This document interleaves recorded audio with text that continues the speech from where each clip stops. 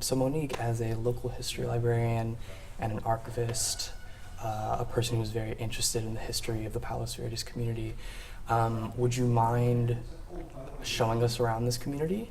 Absolutely. Okay. Well, we're starting right now with the Palos Verdes Library. This is really the Malaga Cove Library.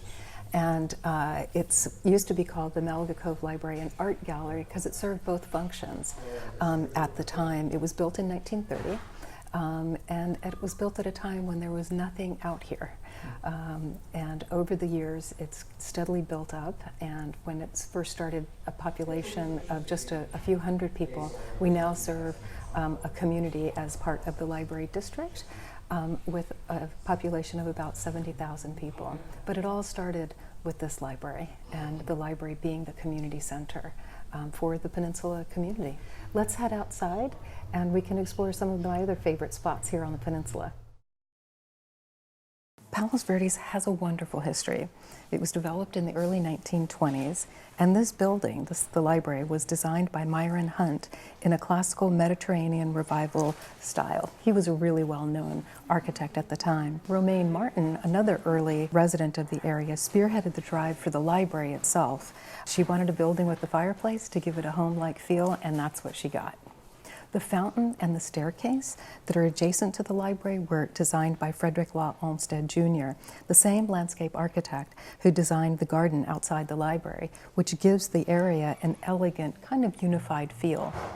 The park, which is called Farnham Martin Park, was named after Romaine's husband.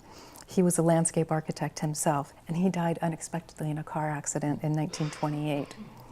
You can see the plaza with this unique arches of the Casa Portal building and Neptune Fountain and the Casa Primavera, the first building. It's also called the Gardner Building by locals.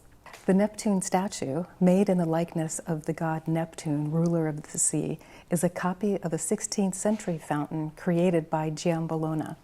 The artist for our statue is actually unknown, but it was made in Italy in the 17th century and gifted to the developing community by the sea.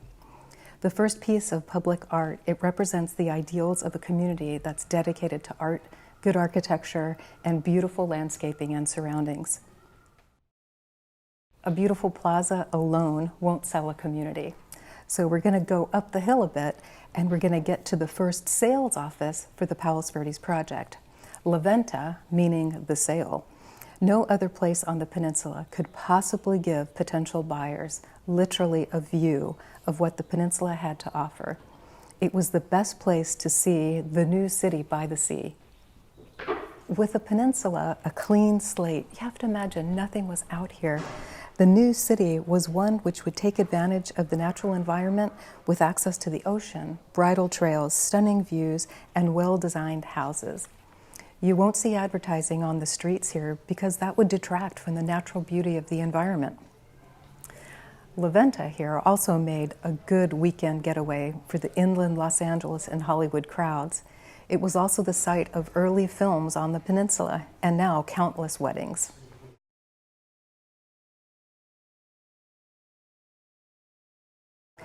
On the slopes below La Venta, you can get a hint of the pre-residential development activity on the peninsula. It's farming.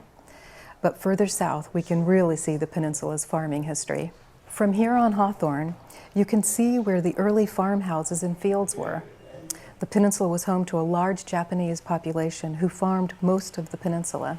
They reportedly made the best tomatoes around. The original campus of Loyola Marymount was built just to the left. Now it's the home of the Salvation Army College for officer training.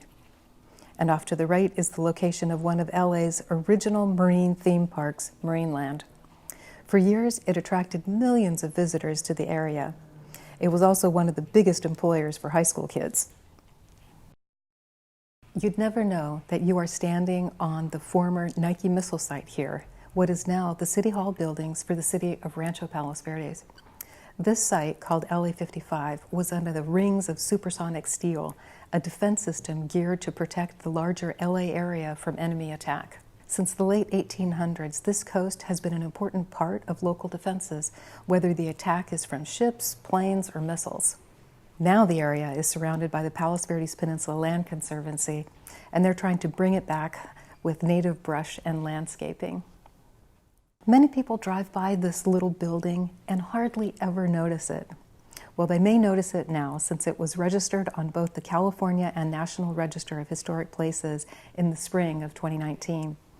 This charming round stone building was the guardhouse at the east entrance to what is now the city of Palos Verdes Estates. It's a rare, completely round stone structure. Wow, thank you, Monique. That was quite the tour. Thank you for bringing us around. Absolutely. I really appreciate you coming with us, and next time come in person or come virtually. I'd love to have you again. Great. Thank you.